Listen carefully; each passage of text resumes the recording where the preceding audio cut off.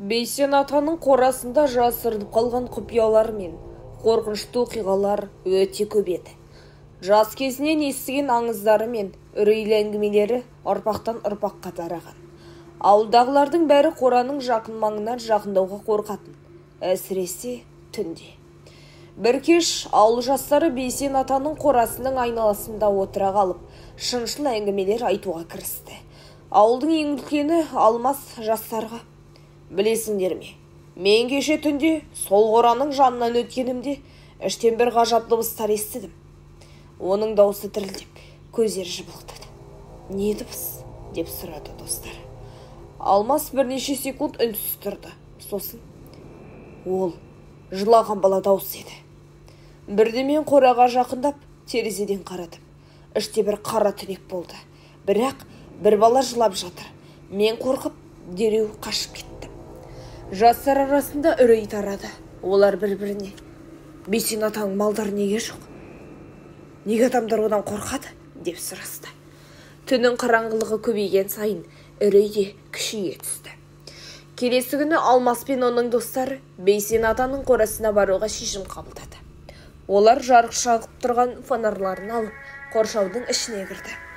Қоршау ертедегі шіріген ағаштармен қоршалған, құлағалы тұрған. Ішке кіргенде Бейсен ата мен ауылдастарының дауыстары естілмеді. Тек жыртылған түс қағаздар мен ескі, шаңға толы азық-түлік жәшіктері және оларды қарсы алды. Алмас қорқып терезеге жақындады. Бірақ сол сәтте кенеттен дыбыс шықты. Олардың барлығы секіріп кетті. "Бұл не болды?" Достардың бірі Нұрсұлтан жылап отырған бала даусы шығып жатқан жерге қарай жүрді. Ол темір шынжырмен жабылған есікке жақындады. Есік кенеттен сықырлап ашылды және қараңғыдан бір жылаған бала шықты. Баланың жүзінде қорқыныш мен жылау анық көрінді. Ол: "Көмектесіңдерші, мен қораның ішінде қалып қойдым." Баланың даусы шыққанда Алмас қатты абдырап қалды.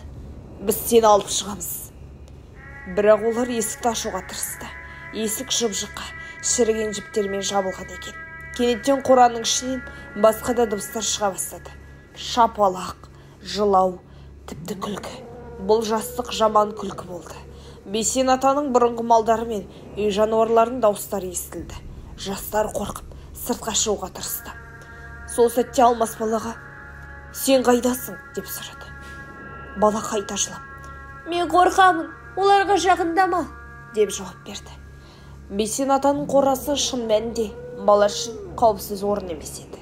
Өйткені бұл жерде өткеннің жаман естеліктері мен жандары қалып қойған.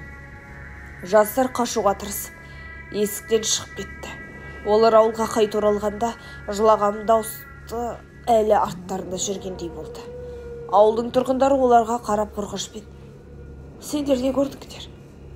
Алмас өзінің қорқынышын жасырып: "Бәрі жақсы, біз тек үйімізге қайтсақ дейміз" деп жауап берді. Кейін ауылда бұл оқиға туралы көптеген аңыздар тарады.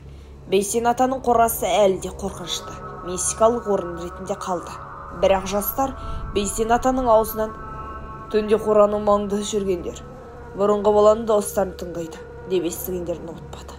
Осылайша қораның ішінде болған оқиғалар ауылдың жадында қорқынышты аңызға айналып, әр түн сайын жылаған баланың дауысы және шырылдаған әртүрлі малдардың күлкісі әлі күнге дейін естіліп тұр.